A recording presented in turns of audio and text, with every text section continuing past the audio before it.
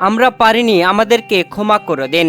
ক্ষমা চেয়ে সমর্থকদের কাছে একই বলল বাংলাদেশ টি-20 দলের অধিনায়ক লিটন কুমার দাস। এশিয়া কাপে প্রত্যাশা পূরণ করতে পারেনি বাংলাদেশের জাতীয় ক্রিকেট দল। গ্রুপ পর্বে 2 ম্যাচে জিতে জায়গা করে নিয়েছিল সুপার 4-এ। তবে শ্রীলঙ্কা আফগানিস্তানকে হারিয়ে বাংলাদেশকে সুপার 4-এ তুলে নিয়েছিল। সেদিন বাংলাদেশের ক্রিকেট প্রেমীরা আফগানিস্তানের বিপক্ষে শ্রীলঙ্কাকে ভরপুর সাপোর্ট দিয়েছে।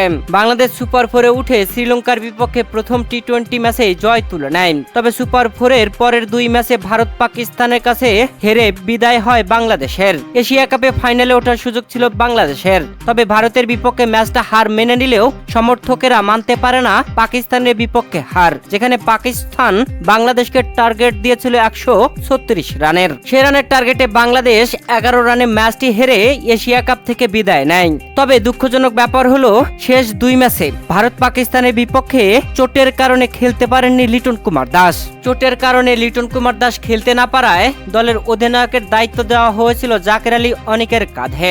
তবে সমর্থকেরা স্পষ্ট বুঝে গেছে লিটন কুমার দাস যদি থাকতো তাহলে এই 2 ম্যাচে বাংলাদেশ খুবই ভালো করত। অধিনায়কত্বেও বাংলাদেশ ভরাডুবি করেছে। জাকের আলী অনিক লিটন দাসের জায়গাটা পূরণ করতে পারেননি। বাংলাদেশ ক্রিকেট দলের টি-20 অধিনায়ক লিটন কুমার দাস এশিয়া কাপ 2025-এ দলের পারফরমেন্স নিয়ে নিজের অনুভূতি প্রকাশ করেছেন। তিনি জানিয়েছেন, টুর্নামেন্টে দল সর্বোচ্চ চেষ্টা করেছে, ফাইনালে ওঠা এবং শিরোপা জয় করা ছিল দলের চূড়ান্ত লক্ষ্য, কিন্তু শেষ পর্যন্ত তা সম্ভব হয়নি। সদ্য লিটন কুমার দাস সামাজিক যোগাযোগ মাধ্যমে একটি দীর্ঘ পোস্ট করেন। যে পোস্টে তিনি বলেছেন, আমরা দল হিসেবে এশিয়া কাপ 2025-এ আমাদের সর্বোচ্চটা দেওয়ার চেষ্টা করেছি। আমাদের চূড়ান্ত লক্ষ্য ছিল ফাইনালে ওঠা এবং শিরোপা জয় করা, কিন্তু দুর্ভাগ্যবশত আমরা তা অর্জন করতে পারিনি।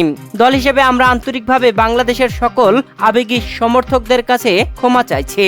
তিনি ব্যক্তিগত দিকেও খোলাসা করেছেন। ব্যক্তিগতভাবে বলতে গেলে চোটের কারণে শেষ 2 ম্যাচে খেলতে না পারাটা আমার জন্য ভীষণ কষ্টের। একই কারণে আসন্ন আফগানিস্তান সিরিজেও আমি অংশ নিতে পারবো না। সর্বোচ্চ চেষ্টা করেও সুস্থ হতে পারিনি, এটা আমাকে অনেক দিন কষ্ট দেবে। লিটন দাস সমর্থকদের প্রতি কৃতজ্ঞতা প্রকাশ করেছেন। তিনি আরও লেখেন, সবশেষ টুর্নামেন্ট জুড়ে আমাদের অভূতপূর্ব সমর্থনের জন্য প্রতিটি সমর্থককে অন্তরের অন্তঃস্থল থেকে জানাই ধন্যবাদ। একজন ক্রীড়াবিদ হিসেবে আমরা সত্যি সৌভাগ্যবান, কারণ আমাদের বিশ্বের সেরা সমর্থকরা রয়েছে।